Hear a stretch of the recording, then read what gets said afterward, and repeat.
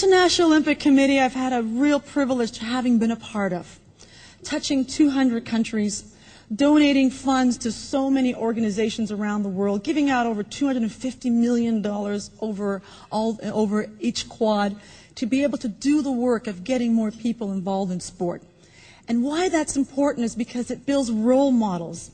So when you turn on the television and watch those athletes competing, you're not thinking, gee, I want to be like Eddie the Eagle and fly. You're thinking, wow, there's something common in there which every human being has, and that is tapping into our potential by using our passion, by being perseverance to do the very best. And there's probably no more poignant story than that of my dear friend Silke Laumann, and we all remember when she was rowing, and just weeks before the Olympics, she got injured and couldn't make it, but then she came back. We want to hear those comeback stories. We have great Canadians who have done that. And I'm very grateful that the International Olympic Committee, as a structure, as a multi-billion-dollar business, as one that's in so many countries around the world, it's a hardcore business, yes, but it provides so many great things for the world to see. And sport is doing that.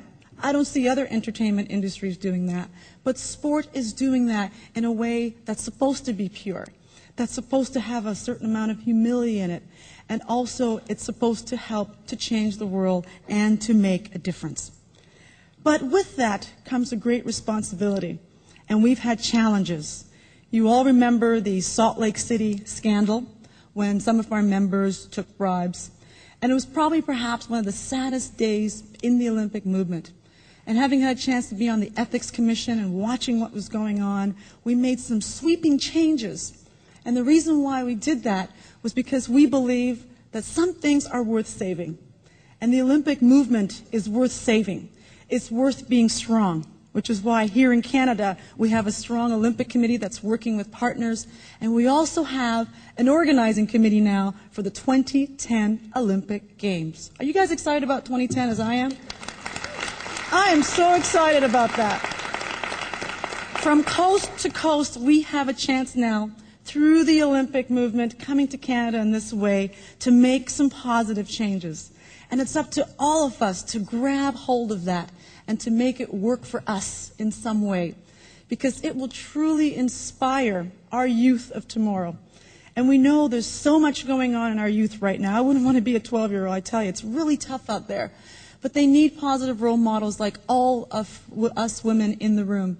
And we need all of us engaged and involved with the 2010, with the Olympics, because it's good for sport, but it's also good for Canada. It's good for our summer and our winter athletes, and it's a proud partner in the Olympic movement.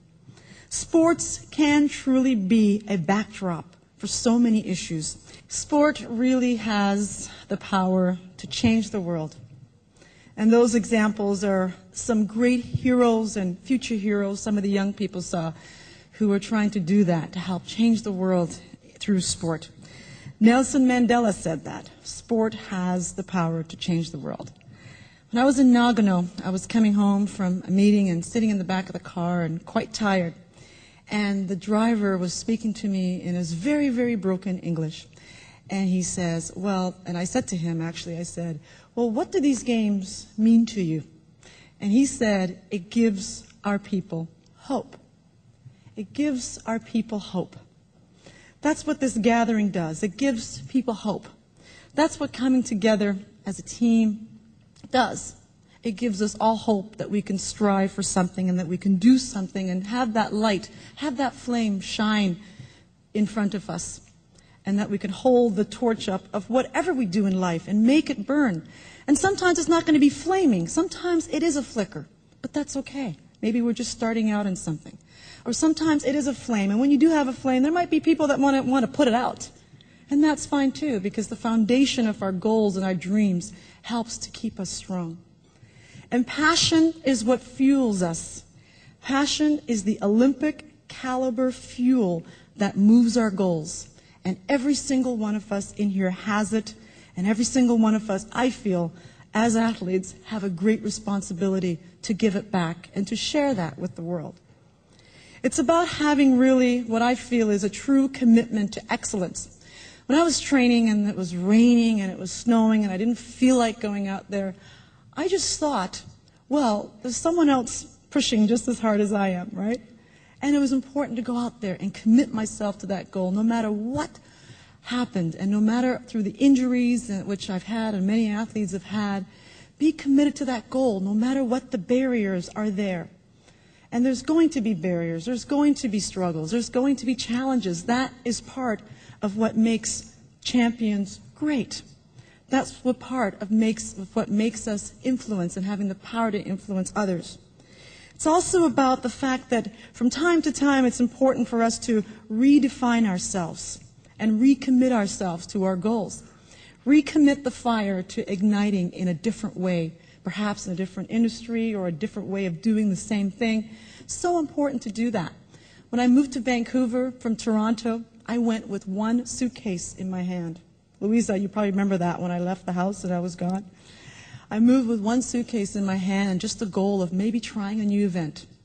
And so I went to Vancouver and started training, and I was puffing and huffing, and people were making fun of me. Oh, you'll never change events, because I ran the 400 and I was trying to move the 800, so going from one lap to 2 laps around the track, right? Going left two times around the track. And so with the encouragement and the commitment from my coaches, I was able to make a difference and redefine myself in a new event in the 800 meters, and that's where I had the most success with. But it was very, very tough.